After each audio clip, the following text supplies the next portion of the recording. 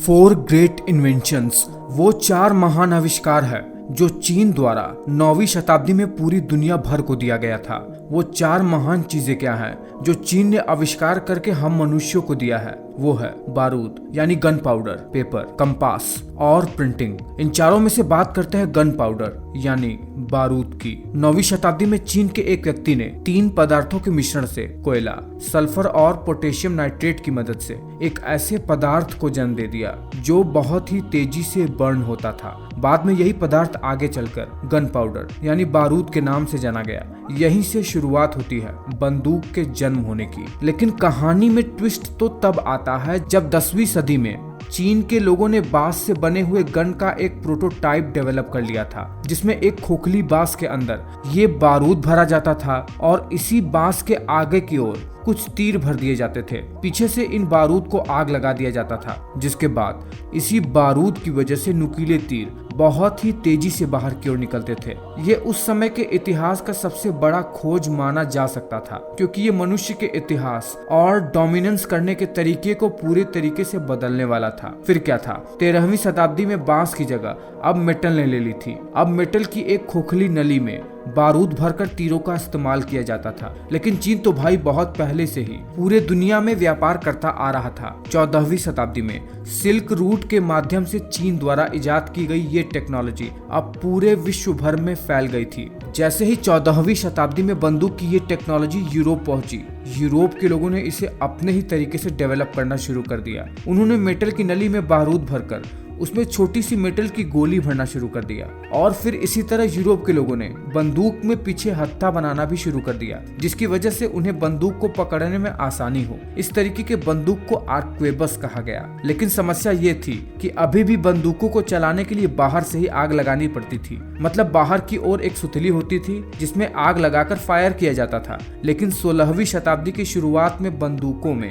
एक नया सिस्टम इजाद कर लिया गया, जिसे आज हम ट्रिगर के नाम से जानते हैं। इसमें होता यह था कि बंदूकों के क्लैंप के पास एक जलती हुई सुतली रख दी जाती थी, जिसे नीचे एक ट्रिगर से कंट्रोल किया जाता था। ट्रिगर को दबाने पर जलती हुई सुतली बैरल में रखे बारूद से जा टकराती थी और बारूद में आग लग जाने के कारण से धातु की गोली बहुत ही तेजी से बाहर की ओर निकलती थी। इस प्रकार के बंदूक के सिस्टम को मैच लॉक सिस्टम कहा गया था। लगभग 50 से 100 सालों तक तो इसी सिस्टम में कई तरीके का अपग्रेडिंग किया गया, यानी इस प्रकार के सिस्टम में स्प्रिंग लगाया गया और भी कई तरीके के प्रयोग किए गए। लेकिन 17वीं शताब्दी की शुरुआत में बंदूकों में बाहर से सुतली द्वारा आग लगाने के सिस्टम को खत्म कर दिया गया और व्हील लॉक सिस्टम को इंट्रोड्यूस किया गया। इस व्हील लॉक सिस्टम में क्या था? बंदूक के ट्रिगर के पास एक व्हील सिस्टम बनाया गया जिसे घुमाकर छोड़ दिया जाता था। बाद में ट्रिगर के दबाने की वजह से जब पहिया घूमता था तो इसमें लगे पत्थर की रगड़ की वजह से चिंगारी होती थी और इसी चिंगारी से बारूद जलता था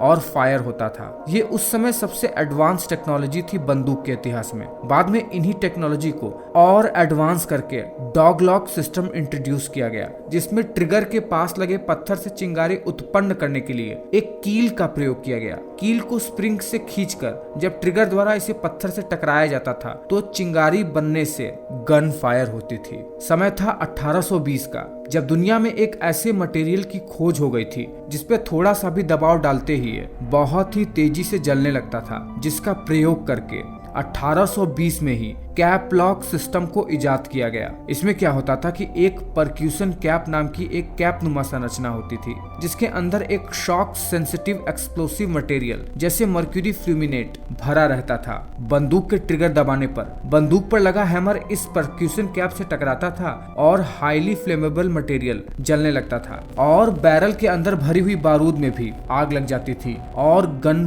फायर हो जाती थी। 19वीं सदी का आखिरी समय चल रहा था, तभी बंदूक के इतिहास में सबसे बड़ी क्रांति हुई जब ब्रीच लोड सिस्टम दुनिया भर में आ गया था। इसमें होता था कि एक बुलेट मेटल की बनी हुई खोल से जुड़ा रहता था, जिसके अंदर बारूद भरी रहती थी। पीछे का हिस्सा परक्यूशन कैप का होता था और जब पीछे से हैमर द्वारा इस पर प्रहार होता था तो गन फायर हो जाती थी। और आजकल की दुनिया में जितनी भी गन है सब इसी ब्रीच लोड सिस्टम से ही चलती है। इस तरीके के सिस्टम को, जिसमें बुलेट, परक्यूशन कैप और बारूद एक साथ होता है, इसे कारतूस कहते हैं। और ये सारे सिस्टम, ये जो एडवांस सिस्टम है, ये दुनिया में इंट्रोड्यूस किया गया है यूरोप के द्वारा, वेस्ट के लोगों के द्वारा। आपको ये बात पता ही होगा कि जब पूरी दुनिया भर में यूरोप के लोग अपना इंपीरियलिज्म फैला रहे थे, ठीक उसी समय उन्होंने दुनिया के विभिन्न क्षेत्रों में गन की टेक्नोलॉजी को भी पहुंचा दिया। अब जैसे अपने भारत में पुर्तगाल और ब्रिटेन के लोगों ने बहुत ज्यादा गन की टेक्नोलॉजी को भारत भर में फैलाने में मदद किया है। और आज तो गन की टेक्नोलॉजी में इतनी वृद्धि हो गई है कि अब ऐसे गन आ गए हैं जो 1 मिनट में 100 राउंड फायर कर सकते हैं। तो वीडियो में दी गई जानकारी आपको कैसी लगी है मुझे नीचे कमेंट करके जरूर बताइए। अच्छा लगा है तो वीडियो लाइक कीजिए। मैं मिलता हूँ आपसे अगले वीडियो में।